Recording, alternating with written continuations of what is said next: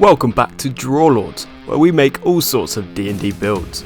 Today's build being the best axe thrower in D&D 5e. This character is going to be launching magic imbued axes that return to their hand, only to be launched again, absolutely decimating anything they strike. When I say axes, I don't mean those small hand axes that most martial classes get as an option to start with. I mean full-on great axes. How can we throw those rules as written? Well, Path of the Giant Barbarian has the answer. But before we get to that feature, the first feature we get from this is Giants have, allowing us to, while raging, add our rage bonus to strength based thrown weapons and increase our reach by 5 foot, while becoming large. A very nice feature that pairs well with Sentinel and Polearm Master feat combo that I'm sure you've heard of. If not, let me know in the comments and I'll explain it for you. Fast forwarding to 6th level in Giant Barbarian, we get Elemental Cleaver. This is how we're going to throw a great axe. Essentially, this feature allows us to infuse a weapon we are holding when we enter rage with elemental power. This results in a d6 extra damage of your chosen type and that weapon gaining the thrown property, no restrictions on size or properties. So we can toss around great axes or great swords or whatever weapon you want, but I'm choosing the humble great axe. Oh, and also that weapon reappears in your hand immediately after that attack hits or misses. Now the question is how to make the most of this axe tossing start. While we could stick to Barbarian all the way, I thought that might be a little bit boring build wise, and I want to stick to just throwing axes instead of halflings, which is what you're able to do from level 10 in this class. So, my two thoughts are Paladin for Smite or Fighter for 3 attacks, which I thought was just too awesome to pass up. While Smite was a cool thought, most of the other Paladin features don't really work well with Barbarian's rage, namely spellcasting. So, Fighter is what we're going to go for now, so that we can get that peak of 3 awesome attacks. But before we get too ahead of ourselves, let's backtrack and detail what we're taking throughout the Fighter levels.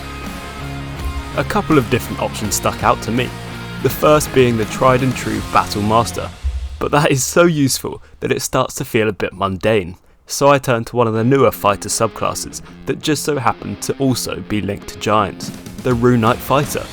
The first part of Rune gives us the ability to grow large and have advantage on strength checks and saves, as well as giving your first attack an extra d6 of damage.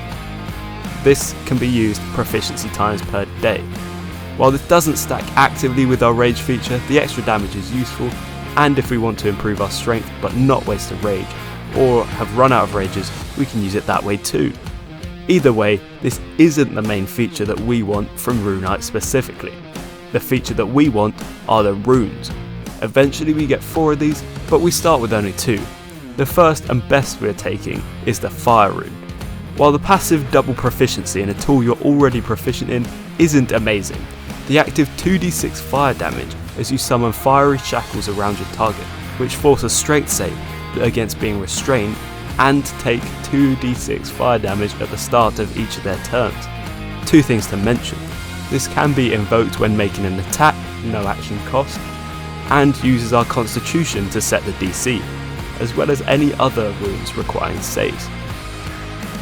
The second rune I recommend is the Cloud Rune, giving us advantage on both sleight of hand and deception checks while this rune is on you, and giving you a defensive reaction to redirect any attack directed at you or another creature to a different creature within 30 feet other than the attacker, regardless of the original range of that attack. Level 7 gives you a second defensive reaction, forcing any creature targeting an ally within 60 feet of you to re-roll their attack proficiency times per day, and then at level 10 you gain 3d4 extra inches to your height, and an increase on the damage of that first attack from 1d6 to 1d8. Not much, but a nice little buff. And then eventually you get those 3 attacks. Throughout this build you obviously have all the features from the basic Barbarian and Fighter up to level 6 and level 11 respectively, so Rage, Second Wind and Action Surge just to name a few. Another note to mention before we begin to wrap up this build is that grabbing the Great Weapon Master feat is incredibly strong for this build. Both the extra 10 static damage and the extra attack on a crit or felling an enemy are very, very nice. especially in combination with the reckless attack, meaning crits flow much freer. Now we have 3 levels that can be put wherever we want, though these levels are by no means necessary. Again, I have 2 ideas. Again, the first is Paladin for Smite, and again, the Paladin loses out to the second option, that option being Hunter Ranger. While this isn't the best class around, I view it like the Battlemaster Fighter, good old reliable. That reliability coming from an extra D8 damage once per turn on an enemy below full health, and the new base Ranger feature giving you an extra 1d4 extra damage on the first hit of one enemy that you designate as your target every turn. So, now that we've covered the full build, it's time for the numbers and today's cinematic moment. First, the numbers. On our first attack, the big first strike, we deal 1d12 plus 2d8 plus 3d6 plus 1d4 plus 7, giving us an average first damage of 32 in mixed damage types, or 42 damage if you're using the Great Weapon Master. Then your subsequent 2 attacks deal 1d12 plus 1d6 plus 7, an average of 16 damage, or 26 when using the Great Weapon Master feat. While using Reckless Attack, the -5 penalty is less detrimental, and crits are more likely to occur, which give us an extra attack of average 26 damage, and obviously the extra damage from the crit itself. Now, if you would like to imagine being in the middle of a raging battle, warriors fighting with swords and axes clashing surround you. Looking ahead of you, a huge hulking warrior approaches you, a glowing great axe, sparking with elemental energy grasped in his hand. Suddenly this warrior locks eyes with you. They launch their axe, thrumming through the air, striking you off your feet. As soon as the axe impacts you, it's drawn back to the warrior, and just as quickly, it strikes you again, and again for a 3rd time. As your vision blackens, you see the warrior continuing their onslaught against your allies.